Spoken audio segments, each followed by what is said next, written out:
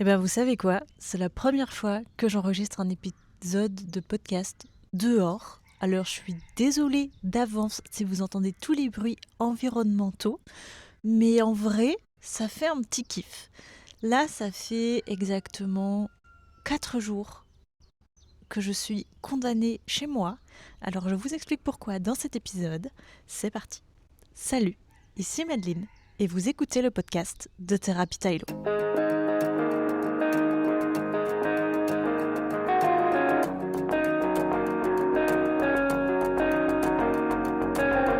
Je voulais plus ou moins évoqué dans l'épisode de la semaine dernière, mais il est vrai que pour l'instant, avec Lucifer, on traverse une période un petit peu difficile. Alors vous allez dire, mais Matt, depuis le début, avec ton cheval, tu traverses des périodes difficiles. Vous avez raison, mais on va, je pense, approfondir le sujet parce que il y a beaucoup de choses à dire, vraiment. Et il y a aussi beaucoup de choses à expérimenter. Parce que Lucifer, c'est le premier cheval que je forme moi-même de A à Z. Et je ne suis qu'un cavalier amateur. Donc il est sûr que j'ai fait des erreurs. Il est sûr aussi que j'ai jamais vraiment eu des chevaux dits faciles et professeurs sous ma selle, excepté Orichas, mais voilà, sur ma discipline qui est le CSO, c'est pas vraiment un professeur, mais pour le reste, c'est vrai qu'il a vraiment mis beaucoup de baume au cœur dans mon équitation.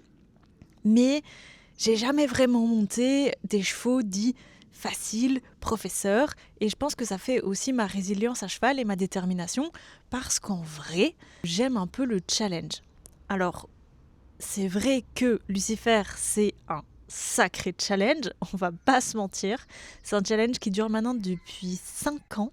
Lucifer va prendre 9 ans. Là, dans quelques jours, dans une vingtaine de jours, Lucifer prend 9 ans et je l'ai acheté qu'il avait 6 mois. Donc c'est vrai que là, mais en fait, ça fait 9 ans que Lucifer est mon cheval.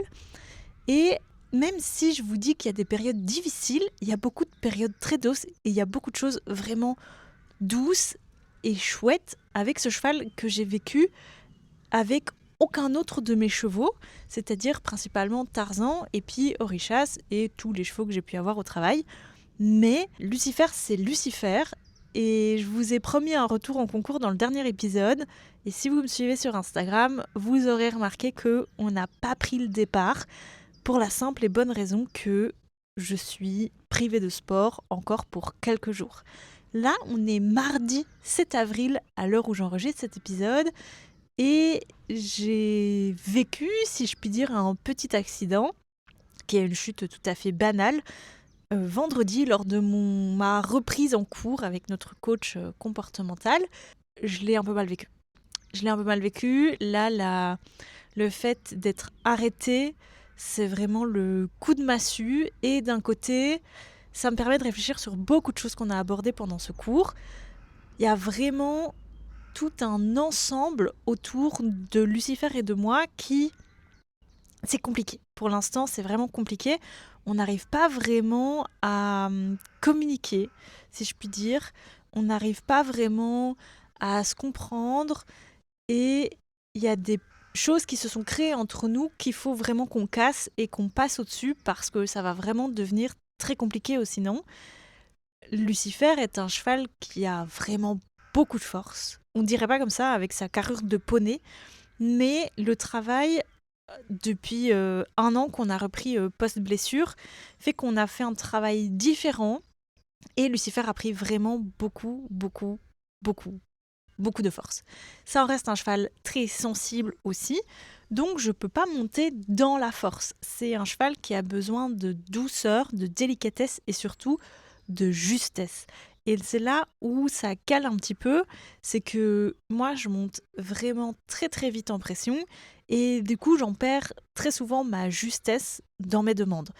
Mais ça c'est un peu le brief, les grosses lignes de tout ce truc qui tourne autour de nous depuis des semaines maintenant. Et je ne sais pas vous dire exactement quand ça a commencé, mais Aude a mis un point sur quelque chose auquel j'avais jamais fait gaffe.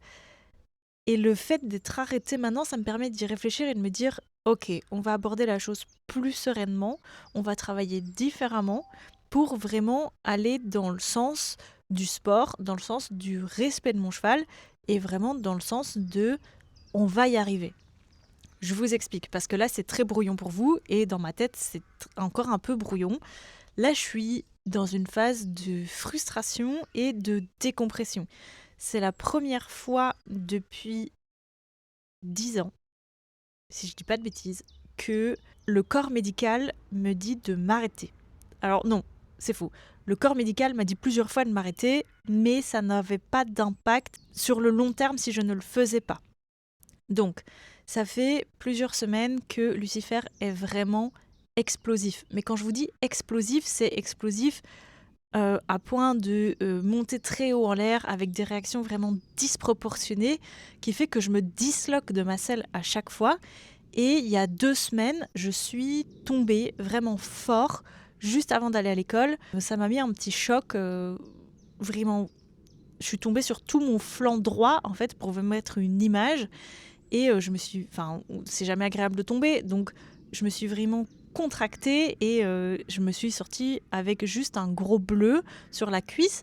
Donc je me suis dit, on s'en sort bien, mais j'ai développé de là une crainte que j'avais déjà, à mon avis, et même très certainement avant, mais ça a renforcé la crainte de l'environnement.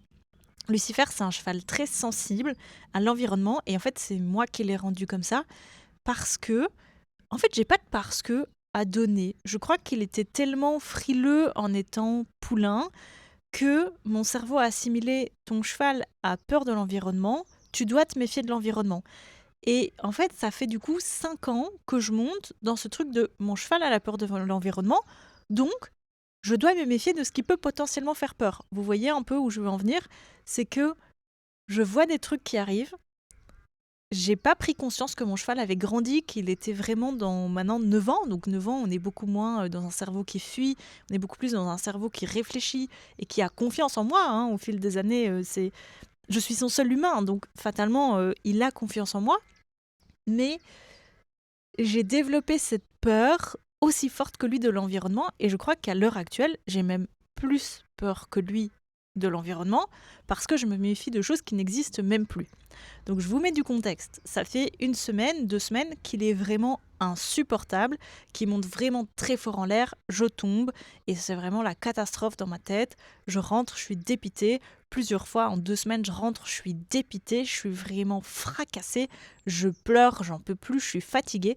Et il y a tout un contexte autour aussi qui fait que on sort de l'hiver, les beaux jours reviennent, les oiseaux reviennent. Enfin, il y a beaucoup de choses qui font que tout le monde est fatigué en fait et tout le monde est un peu sur les nerfs parce que c'est la sortie de l'hiver a été long et on est tous pressés et un peu excités. Et c'est vrai que là, cette année, il y a beaucoup de pression aussi avec mon travail de fin d'études. Je me rends compte que j'avance pas tant que ça. Il y avait beaucoup de pression avec le podcaston. Il y avait beaucoup un peu de pression à gauche et à droite.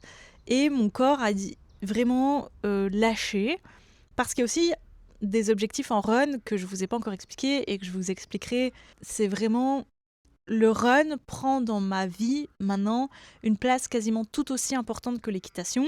Et donc il y a des objectifs sportifs.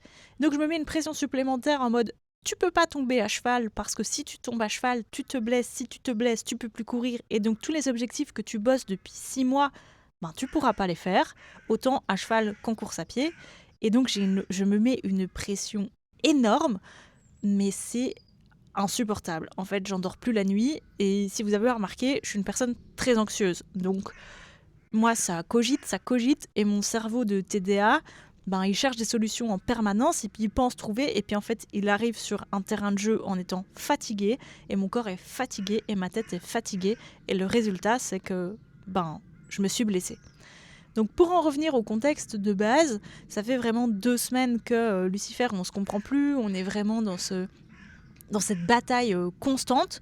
Et je vous l'ai dit dans l'épisode précédent, si vraiment ça va plus, il partira un petit temps chez un autre cavalier pour qu'on décompresse autant lui que moi et qu'on apprenne aussi différemment. Parce que moi j'ai beaucoup de choses à apprendre encore à cheval sur le comportement principalement et comment aborder dans le bien-être animal sans monter en pression et sans devenir maltraitante en fait banalisée, c'est aussi simple que ça. Parce que quand je monte en pression, je retombe très vite dans mes travers de me fâcher sur mon cheval alors que c'est pas spécialement lui le problème. Vous voyez un peu où je veux en venir?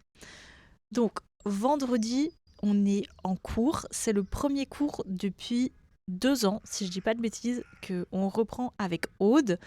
Aude, je l'aime d'amour parce que elle m'a fait apprendre des choses sur mes chevaux, tous, sur les 3 qu'elle a rencontrés, que je n'aurais jamais pu imaginer avant. Et pourtant, vous savez, comme j'aime fouiller, j'aime apprendre, j'aime ouvrir ma vision, je crois que je fais partie de ces cavaliers sportifs avec la nouvelle vision de le cheval au centre de tout, avant le sport et après on voit pour le sport. Et vraiment, avec Aude, j'ai appris à respecter mes chevaux malgré le sport, à leur offrir une vie de cheval, tout en m'adaptant simplement à leurs besoins. C'est-à-dire que j'en ai 3 qui vivent dehors et Lucifer qui est en pré-box parce que sa vie, son métabolisme, son mécanisme, son corps, simplement, ne lui permet pas d'être dans les conditions de vie de pré extérieur hivernales. Mais il passe tous ses étés dehors. Donc ça, vraiment, j'ai appris à m'adapter à chaque cheval et aussi à placer mon cheval au centre de mes préoccupations avant les miennes, même si je reste, on va pas se mentir, très égoïste à vouloir faire du sport parce que c'est pas dans leur physionomie. Mais je suis compétitrice avant tout, donc on va pas se mentir, go quoi. Et puis j'ai acheté mon cheval pour faire du sport, donc même si c'est dur, on va y aller et on va se fracasser la tête et on va se fracasser les dents encore et on va probablement encore se blesser. Mais la réalité, c'est que j'ai envie de le faire et j'ai pris conscience sur cette séance que j'aimais mon cheval et j'aimais ce qu'il m'apportait et je crois en nous. J'ai une vision que vous n'avez peut-être pas encore spécialement et je vous comprends, mais je suis sûre et certaine qu'on va y arriver. Bref, là, ça fait 10 minutes que je tourne autour du pot parce qu'en fait, j'ai pas envie de vous le dire réellement parce que c'est un aveu un peu de faiblesse. Moi qui ai un ego un peu mal placé, c'est que notre piste, dans les infrastructures où je suis, elle est vraiment fort exposée et c'est très bien, c'est vraiment super. Et donc j'ai appris, enfin mon cerveau a appris que mon cheval avait peur des camions. C'est une réalité. Mon cheval a peur des camions. Me demandez pas pourquoi. Je sais, il n'a jamais été traumatisé par un camion. On ne lui a jamais foncé dedans avec un camion. Mon cheval a peur des camions. Et il fait que dans la maison des écuries, ils sont en train de faire plein de travaux. Donc il y a des camions tout le temps, qui passent, qui viennent, qui sortent, qui s'arrêtent, qui se mettent en bord de piste, etc. Et j'ai vraiment assimilé mon cheval à peur des camions. Et donc si vous voulez, quand Aude est arrivé, en fait, il était déjà un peu sur les nerfs, mais il est sur les nerfs depuis 2 semaines. Donc j'étais là, il est sur les nerfs, mais genre c'est relax comparé à ce qu'on a déjà eu. Et il a marché ces 15 minutes plus ou moins tranquille, en tout cas sans s'énerver, sans s'exciter, sans... Donc moi j'étais plutôt confiante, vraiment, je veux dire, en attaquant cette séance, j'étais là, là je sens qu'il y a une connexion, on a changé le mort, il était vraiment bien, il y a beaucoup plus ce truc de happing sur le mort, il vient plus chercher son mort avec ses dents, donc il est vraiment beaucoup plus confortable, et moi aussi, du coup. Mais la réalité, c'est que je reste très tendue. Ouais, je suis très tendax comme ça. C'est un peu inconfortable pour lui et pour moi, parce que je sors de toutes mes séances avec beaucoup de courbatures, et à mon avis, lui aussi. Donc Aude arrive, et tout de suite, il se redresse comme ça, et il lui ronfle dessus, en mode « Ouh, toi, je me rappelle de toi, et j'aime pas trop ce que tu me fais faire. » Mais d'un côté, il aime pas trop ce que je lui fais faire non plus. Donc, l'un dans l'autre, c'est bénef qu'elle vienne, parce que on communique plus, quoi. Lui et moi, on communique plus pour l'instant. C'est vraiment ça. C'est un vieux couple qui sait plus parler. C'est vraiment tout pareil. Et donc, pour vous remettre le contexte, pour la 14e fois, on marche, je commence à trotter, je le sens un peu nerveux sur les nerfs, mais gérable. Et puis au bout d'un moment, je sens qu'il se détend, donc Aude me dit détends tes rênes, etc. Laisse-leur descendre l'encolure, parce qu'en fait, je le tiens tellement court qu'il est tout contracté comme ça. Et vous le verrez sur les vidéos, mais il est vraiment tout contracté. Et je vois un camion au loin, donc je lui dis écoute, il a peur des camions, je m'arrête, c'est un peu la technique que j'ai pour qu'il décolle pas en fait. Parce que moi j'anticipe un peu ce qui se passe et même ce qui se passe pas. Et donc c'est un peu la technique, la protection que j'ai mise, c'est j'arrête, il regarde, et quand il regarde, il décolle pas. Vous pensez bien, c'est le seul jour où il va me donner tort. Donc il voit le camion passer, le camion vraiment respectueux, il klaxonne pas, il freine pas, il change pas de vitesse, vraiment, il roule tranquille, tout comme les autres camions qu'on connaît et qui passent en permanence le long de cette piste. Et là, mes amis, mais il décolle. Mais il décolle d'une force, je n'ai rien pu faire. Honnêtement, je n'ai rien pu faire. J'ai volé aussi fort que lui et je me suis étalée, mais en fait, sur exactement la même chute qu'il y a 2 semaines, c'est-à-dire sur tout mon flanc droit. Je vous passe les détails de l'état de ma cuisse où le bleu ne s'était pas encore remis de la précédente chute. Autant vous dire qu'elle est noire. Le bleu, il a triplé de volume, fatalement, puisque le précédent n'était pas encore résorbé. Et là, j'en ai un nouveau qui vient dessus. Et en vrai, je me sens pas mal sur le moment. Je me sens choquée et je pleure vraiment, je décompresse parce que j'étais là en mode ça va pas, on va pas y arriver et ça m'énerve et je monte en pression d'un coup parce que je m'en veux. Il y a ce truc de culpabilité tout de suite qui est là, ça m'énerve et je monte mal et je fais du mal à mon cheval. Et là tout de suite, bon, on prend du temps, on se calme, on se pose, mais on repart parce qu'il n'y a pas de monde où on repart pas. Je crois que le seul monde où je repars pas, c'est parce que j'ai une fracture et que genre c'est impossible physiquement de remonter. Et encore, je vous dis ça, mais je suis déjà remontée à cheval alors que je m'étais cassé la clavicule. Donc l'un dans l'autre, ce que je vous dis, c'est pas tout à fait vrai. Mais donc je remonte, elle me fait faire des exercices de respiration pour vraiment me calmer, me détendre et dire maintenant ok, on se met dans la bulle, on se met dans une bulle à nous trois et l'environnement, en fait, il faut déconnecter de l'environnement. Je suis en permanence hyper connectée à l'environnement. Et c'est ce qui nous fait défaut aussi en concours. C'est que il est focus sur l'environnement, donc je cherche sur quoi il est focus. Du coup, je suis pas du tout focus sur ce qu'on doit faire en concours, c'est-à-dire passer des bouts de bois colorés. Et la réalité, c'est que ce défaut, c'est moi qui l'anime maintenant, parce que je pense qu'en réalité, lui, il a plus réellement peur de son environnement. Il a peur parce que je me méfie. Vous voyez un peu le cercle vicieux dans lequel on est. Donc, obligation de se remettre dans notre bulle et de continuer le cours de torture qui nous fait énormément de bien à tous les deux. Et le but du jeu ici, c'était vraiment de retravailler la confiance envers mon cheval, parce que je dis que mon cheval n'a pas confiance en moi, mais j'ai pas confiance en mon cheval. Et donc, c'était rêne longue pour qu'il puisse détendre son encolure, réfléchir et moi lui faire confiance. Alors, il y a encore eu des gros sauts de mouton derrière, mais on a tenu. Vraiment, on a tenu. Et en fait, j'étais frustrée parce que je voulais aller faire un run après et je savais que c'était mort parce que j'avais vraiment beaucoup trop mal à la cuisse. Mais j'étais pas prête à ce qui allait arriver après. La séance se passe, on termine sur du très positif. On a encore une petite dérobade, 100% de ma faute. Je vois encore un punaise de camion au loin. Donc moi, je me dévie de l'obstacle et vraiment, je suis là en mode « Oh, alerte camion !» Du coup, lui, il se fait « Oh, alerte quelque chose !» Du coup, moi, je suis plus focus, il fait plus ce qu'il faut. Et du coup, dérobade, 100% de ma faute. Et en fait, quasiment tous les refus, c'est 100% de ma faute. Parce que la réalité, c'est que on dirait pas comme ça, mais ce cheval, il est hyper volontaire avec moi. Il me pardonne des choses. Je monte vraiment comme un caca. On va pas se mentir. Comme un caca. C'est-à-dire que j'ai jamais eu une aussi mauvaise équitation que depuis que je monte Lucifer. C'est que je m'emmêle les mains. C'est que je n'utilise plus mes jambes. Je n'utilise plus mon corps. Et en fait, je ne monte plus du tout. Juste lui qui demande une justesse exacte. Il n'y a pas de demi-mot. Mais il commence quand même à me pardonner certains trucs. Et moi aussi, parce qu'en fait, tous les coups de mouton, etc., que lui communique, de tu montes mal, ça m'énerve, bah moi aussi, c'est à chaque fois un choc dans ma confiance, dans notre confiance mutuelle, alors qu'en vrai, mais on se connaît par cœur. On se connaît par cœur. Et le vrai problème, il est là. C'est qu'on se connaît par cœur et qu'on est sur des... On a construit des choses qui ne fonctionnent pas. Donc, on termine cette séance assez positivement sur un exercice de l'enfer. Tout le monde le connaît, c'est 3 cavaletti sur un cercle avec des foulées exactes, etc. On compte pas du tout les foulées, mais rien que le fait des cavaletti sur un cercle, l'enfer. Mais on le termine de manière hyper fluide. Donc, on décide de laisser sur ça. Je rentre chez moi. Voilà, je défais mon cheval, je rentre chez moi et je suis encore dans l'action.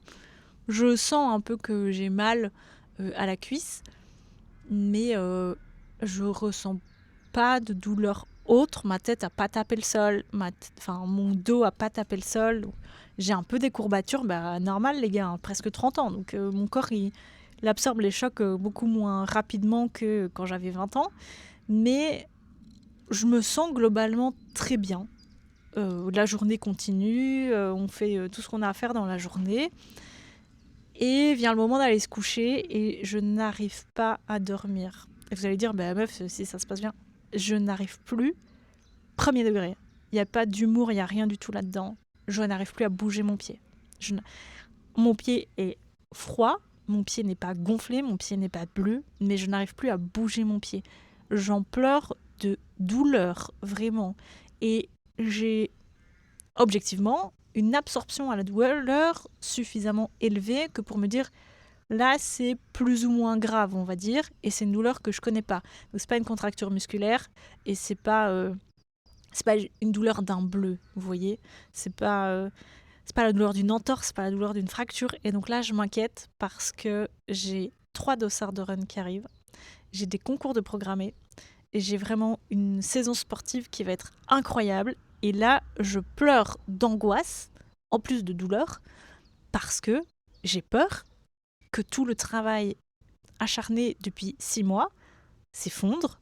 Et si le sport s'effondre, mon monde s'effondre. Et si mon monde s'effondre, je crois que je pars en dépression, mais direct. Mais vraiment, premier degré, direct, je pars en dépression. Donc, je dis rien. Je vais dormir dans le canapé en prenant un Dafalgan et en fait à force mon corps est épuisé de la journée et je m'endors. Et je m'endors plus ou moins parce qu'en fait je crève de mal et le lendemain matin quand je me réveille ça va. En vrai ça va. Je dramatise pas, je me dis ok, comparé à la douleur de cette nuit c'est complètement ok. Mon mec me dit bah t'as pas dormi en haut, bah non, donc je suis obligée de lui dire bah non parce que je crève de mal aux pieds. Du coup il m'engueule parce que j'aurais dû le réveiller pour partir aux urgences. Vous voyez un peu le cercle, voilà. Je dis bah non, j'ai pris un Dafalgan, j'étais dormir et je vais travailler. Je me dis je vais travailler, ça va mieux et si ça va pas, ben on ira aux urgences. Et la réalité c'est qu'au fur et à mesure de la journée, mais la douleur elle est remontée en pic, mais une douleur de nouveau que je connais pas. Donc pas de fracture, pas de contraction, pas de... Voilà, c'est pas une douleur que je connais. C'est pas une crampe, c'est pas quelque chose d'inconnu. Et donc je m'inquiète, je fais des mini-crises d'angoisse que je dois gérer, puisque en magasin, ben, je peux pas montrer à mes clients que je suis en crise d'angoisse, et que j'ai mal, surtout. Je peux pas montrer à mes clients que j'ai mal, même s'ils me voient boiter, mais... Et chance, c'est que samedi, Lucifer se faisait masser par Magali, et donc d'office il avait repos. Donc là j'étais là, bon ok meuf t'as quand même 24 heures pour te reposer, ça va aller, tranquille, le concours c'est dans 48 heures, ça va bien se passer. Le problème c'est que la douleur elle montait en flèche au fur et à mesure de la journée, malgré les Dafalgan. Donc je demande à mon mec de quand même partir aux urgences parce que même s'il n'y a pas de gonflement, il n'y a pas de bleu visible, etc., c'est une douleur que je connais pas, c'est une douleur qui m'inquiète. Et la réalité c'est que je veux maintenant préserver mon corps et protéger mon corps d'éventuelles choses où avant j'aurais foncé. Mais comme il y a des nouveaux objectifs sportifs, ben je sais que j'ai besoin de mon corps pour y arriver. Et à savoir que 3 jours avant, j'engageais un dossard sur Charleroi fin mai, qui sera probablement mon plus gros dossard. Enfin, je compte pas viser plus haut en fait que ça. Donc je peux pas me permettre de bousiller de nouveau 6 mois de travail juste pour dire meuf tu forces, c'est pas grave, c'est une petite douleur. Mais c'est pas une petite douleur, enfin c'était une petite douleur, j'aurais pu dormir la nuit d'avant. Donc on part aux urgences, radio tout le bazar. Bonne nouvelle, pas de fracture, pas de micro-fracture non plus, parce qu'il y a aussi ça le risque, c'est comme je fais 2 sports à choc, c'est des micro-fractures de fatigue, pas de micro-fracture de fatigue, alléluia. Donc on part pas sur 6 semaines d'arrêt, mais le gars me dit quand même, écoutez madame, on va se poser, hein, on va se reposer. Il me dit, c'est une contusion, donc en gros c'est un gros bleu dans le pied, c'est un peu du sang qui bouge en fait dans mon pied, et c'est pour ça que j'ai mal à différents endroits, c'est pour ça que la douleur bouge. La réalité là, à 48 heures post-urgence, c'est que je crois qu'il n'y a pas qu'une contusion. Mais on verra. Donc bandage, ibuprofène, Dafalgan, Voltaren, le combo royal et 4 jours d'arrêt. Alors on s'en sort parce que vraiment je pensais que c'était des micro-fractures ou une atteinte au ligament. La réalité, c'est que si je force maintenant, on peut faire une atteinte aux ligaments et aux tendons. Donc j'ai plutôt intérêt à me tenir à carreau. Mais du coup, j'ai pas pu prendre le départ sur Gève hier. Là, je suis très triste parce que vraiment, c'est un concours que j'ai jamais monté. C'est un concours que je veux faire avec Lucifer. Ce concours reviendra. Hein, mon cheval a que 9 ans, ça va bien se passer. Mais je suis très triste de ne pas avoir commencé ma saison par ça. Du coup, ma saison commencera qu'au mois de mai. Donc, on perd aussi un mois de concours. C'est un peu difficile. Mais ouais, c'est un petit choc de se dire j'ai pas pu commencer ma saison comme je le souhaitais. La réalité aussi du gros choc mental, c'est que j'ai plus peur de plein de choses que ce que mon cheval a peur, et donc c'est moi qui le provoque. C'est vraiment un peu une claque mentale de se dire ok, il fait de la merde parce que tu fais de la merde. Mais l'un dans l'autre, je me dis que ça va nous obliger à prendre du recul, ça m'oblige à m'introvertir, à débriefer avec vous dans le podcast, etc. De revenir un peu plus en forme et un peu plus forte, parce qu'en fait ça m'oblige aussi à me reposer, parce qu'au-delà de pas faire de sport, je peux pas aller travailler non plus, parce que comme moi je suis vendeuse en magasin, je peux pas marcher, je peux très peu marcher à mon grand désespoir. Donc mes journées sont rythmées de canapé et de canapé depuis samedi. C'est un petit peu compliqué mentalement, mais ça m'oblige à me reposer et à reposer mon corps. Donc en fait, je crois que c'est la seule fois de ma vie que je vais le dire, mais reposer votre corps, c'est important. Et c'est fou parce que ça, c'est quelque chose que j'applique avec Lucifer. C'est-à-dire qu'il a besoin de repos pour ses muscles, il a besoin de repos pour s'en remettre, etc. Et que moi, 100% des jours où je monte pas à cheval, je vais courir. Et donc, comme j'ai pas un métier sédentaire, mon corps ne se repose absolument jamais. Et là, sur une bête chute, qui était, je vous l'accorde, un petit peu violente quand même, sur une bête chute, mon corps me dit maintenant c'est merde. C'est tu vas aller te reposer et on reprendra un peu mieux dans quelques semaines. Alors, c'est pas dans quelques semaines, c'est dans quelques jours, on doit refaire un test. Donc d'ici 24 heures, d'ici un gros 24 heures, 48 heures, on refait un test. Je refais un test de course à pied aussi pour avoir un peu les sensations. Je vous avoue que je suis pas très confiante parce que la douleur, elle change pas, elle bouge pas.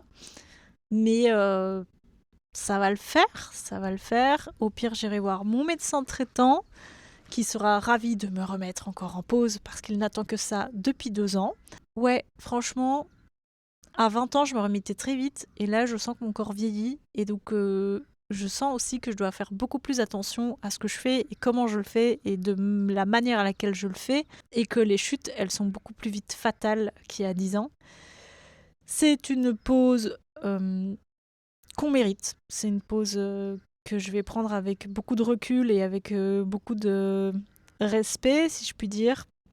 Et puis on reviendra plus fort, parce que pas le choix, de toute façon. Aude va nous suivre toutes les 2 semaines, le temps qu'il faudra. Et je vais prendre le temps qu'il faut pour me réaccorder avec mon cheval et réapprendre à monter et prendre du plaisir à monter, parce que c'est aussi ça, c'est que c'était devenu presque une angoisse de monter au cheval. Je veux plus du tout vivre ça. Donc un peu des mauvaises nouvelles, un peu deg, mais a priori tous les objectifs sportifs vont pouvoir être respectés. Et alors croisez les doigts pour que je me remette suffisamment vite que pour pouvoir retourner en concours début mai et enfin lancer la saison comme il le faut. Et puis prenez soin de vous, parce que franchement, moi je le fais pas bien et c'est très important de le faire. Et puis prenez soin de vos chevaux, prenez soin de vos proches, et moi je vous fais plein de gros bisous en espérant vous annoncer de meilleures nouvelles la semaine prochaine. Et voilà, c'est tout en fait. On va terminer cet épisode comme ça puisque je n'ai pas de fin à vous trouver. C'est ciao.